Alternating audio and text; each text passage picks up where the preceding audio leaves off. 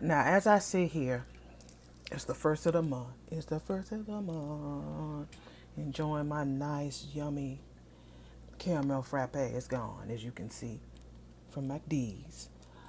It's rent time. It's mortgage time. We all have to pay something to somebody today. Or if you have a mortgage, you have until the 15th. And I have my house. I've been in my house since 20. No, it's been 1994. I've been in this house. So grateful. My mortgage did go up, not as significantly as a lot of you guys out there, but it has gone up. For years, I only paid 300 and some change for my house. Now my mortgage is running about $600. No, I'm not up here bragging, but I'm just curious about what's going on in the world because there's some people who ain't as fortunate as I am, and their mortgage is way hell of a lot more than 600. So let's watch. They're saying that it's more expensive to buy a house now in America than it is to rent a house.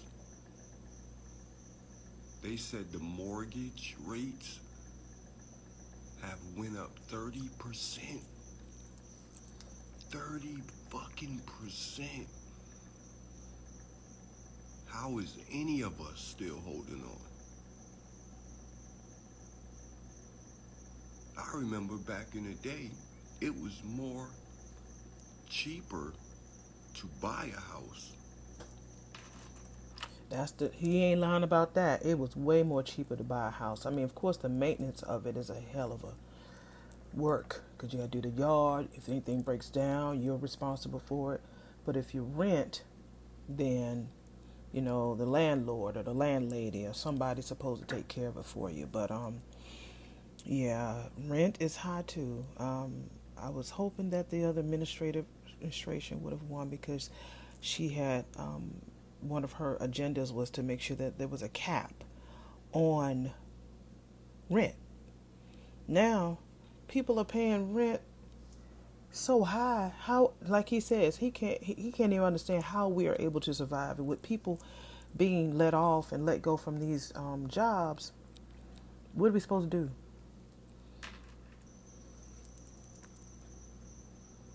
Than it is to rent one. This is ridiculous, man. Mortgage, all of that shit going skyrocket. We can't do it. It's rough out here. Like, it really is. That lady just said her mortgage went from $3,400 to $5,300 a month. Yeah, go and wrap this up. Go and wrap this right on up. I just earned myself a ticket on the next flight out over there to that farm with Wheelbarrow and Charlotte's Web. They better move on over. Say that, sis. Let's move on over there with the pigs and the spiders because that's a lot. I can't even imagine $5,000 to live, just to have a roof over your head. That don't include lights, gas, water, food, house insurance, and to pay if you have a car payment. Oh my God! Like they said, how are we supposed to survive this? How are we supposed to live? There has to be something. I can pack up the house and give it back to you. You can have it. If you own a newly constructed home or you're buying a newly constructed home, stay here. So tell me how I signed a document, with all the documents signed, your payment 1907, and you signed a million documents. Now a year later, they hit me up in February talking about your payment is 3450. I bet it ain't. I bet it's not. So the first year when you buy your home, your newly constructed home, they're only charging you for the taxes, the property taxes on the land, the raw land. Well, the land was only worth $60,000. Well, now that the house has been put on it and now there's a development around you, that now that land this year is worth $110,000 and they put a 400 and something, almost $500,000 house on top. So now your taxes are going to go to correct. So now your mortgage is going to increase. Now, when they done tell you got a fixed rate, you got a fixed payment and all, they not explaining to you that the property taxes will increase that payment.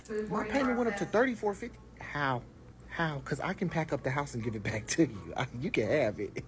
Like, so so they send a little letter. I called because with this letter, don't send no letter when you talking about my money. I called a lady. The lady basically telling me, yeah, somebody should have told you. They didn't tell me, ma'am. And that's another thing. Your realtors, some realtors they gonna comment. I tell my clients that was your realtor's fault. That was okay, but we not here for that. I'm here for the people that if y'all have experienced this or if y'all about to experience this because it's y'all first house in y'all newly constructed home. The taxes is not right. Pay extra. Pay extra. Let me tell you how crazy it was because when I signed the paperwork, they said your payment, like the lender was, my loan originator was like, your payment gonna be 2407. But when we got to the paperwork, it was 1907. So then I said, hey, it's supposed to be 24. You said, he said, no, don't even worry about it. That I always overbid. So, when you get here, I can give you good news. And I'm over here giving him brownie points, sending him edible arrangements and shit. And nigga, you knew it was supposed to be 2400 because the taxes, you didn't say that. So now I'm paying 1907, happy as hell, paying 1907, and then the next year come in and I gotta pay because the escrow didn't have no money. They done paid the taxes for me. Right. Sir, lender, I didn't ask you to pay the tax. Don't pay the taxes on my behalf. You better call me and tell me my escrow was low. Right. So they done paid the taxes. Now they talking about I owe them $34.50 a month for the next 3 years, or I can come out of my pocket 17, 18. We is struggling. Okay. The county, the city, the states, America is down. They got me, y'all. That is true because if I look at my mortgage that I have, my bill, the actual mortgage is about $200. It's not a lot. It's not a lot. However, when the taxes went up, they trying to say that my house is a six-figure house. This ain't no house. This only got one bathroom and three bedrooms. It's a starter home. If you remember that when I first got married years ago to my first husband, we bought it as a starter home. You start here and then you want to grow, but I stayed here because it's me and it's just me. But it's nice land, nice front and backyard. I have no complaints. I live in a cul-de-sac. It's a very nice area, but you have some people who move in who change the rules. They always calling the cops and they always, want to walk their dogs and jogging and riding bikes, and the property taxes have gone up in my area. So, yeah. And I knew they was gonna get me, but I didn't know they was gonna get me this hard. It's only been 6 months in this bitch, and my mortgage is going up $700. I knew it was gonna be crazy because the previous owners, like the people who bought it to renovate it, they were only paying land value, even though the house had been on the market with this current rate and a current county appraisal for X amount of months. But I don't know, somehow they only were paying land value. And then I lost my ID twice. It took them 3 months to send me an ID right before the election, so I wasn't able to file my homestead exemption. And my escrow now has an overage of the amount that I owe in taxes, which is going to put my payment up to $700. Wow. So, yeah. Hey. Hey. And I don't want this to discourage you from purchasing a home. It's just something to keep in mind. And I also knew this when buying because my loan officer said that there was no real way for them to get an accurate, which, I mean, he kind of told me that it was going to go up and it may have went up drastically, and this was going to, the way that they were doing it this year was so that I wouldn't feel the effects, but I would have rather been paying how much I was supposed to be paying all along rather than have such a huge shortage. And he was even confused when looking at how much they were paying in taxes because it hadn't even updated to what the home value is now. They were like paying maybe $2,000 in taxes a year for the home that I'm in. And that wasn't with homestead exemption. So I'm not sure how I ended up so much in the hole. Wow. Yeah. Yeah. Like, I didn't know that when I was building the home that I was just gonna have to pay taxes off the land, and then when the home is actually built, then you gotta pay taxes on the actual home and the land, which increased my mortgage by $3,000. I didn't know that. Yep, they don't tell you that. Y'all need to take the time and read them papers. I know y'all be excited. Y'all be on Facebook showing your keys, showing the papers, showing you taking a picture in front of the house, showing your realtor being happy. But though, if you got a true good realtor, they're supposed to tell you all of that so you know what to expect. They're not supposed to just give you the house and that's it. Of course they're going to get their commission. They're going to want their mission money. But they're supposed to tell you that, or you're supposed to read it to see exactly, okay, I'm paying this a little bit now. Will it be the same amount 30 days from now, 6 months from now, a year from now? Will it be this? Am I locked in? Will it be a fixed rate? Will it be going up and down like them roller coasters back in the day? I used to go to this church and God was blessing people with houses all the time. They would run around the church, say, God bless me with my house. They used to go and lay hands on houses and stuff and saying, that's mine, and God would give them the house. But they was part of that balloon time when they signed the paperwork. It was like 3%, but then they didn't see that it was going to go up. And guess what? Those same people that was laying hands on those houses lost their houses real quick and had to live with their mammy. So now my mortgage is increased by $3,000 from what I'm currently paying. And plus you still got all these other expenses and stuff like that. I don't knock buying a home. I think the goal should always still buy a home, but you should be prepared to know what's to come. Like I say, if they would have told me, like, hey, your tax is going to be based off of this number instead of this number in a year, no, that wouldn't have changed my decision. I still would have moved forward. But if they would have told me that, I would have been prepared and not, look in the mail and be like, bro, who this for? You feel me? Who is this for? I know y'all ain't trying to increase my mortgage. And then the thing like that is like, it's aggravating because it's like, bro, you think I'm just about to allow you to bully me? I feel like I'm like y'all trying to bully me. Like, you think you just about to just get $3,000 extra out of me and no say so. But come to find out, this is how this junk is. So I wish I would have just known a little bit more.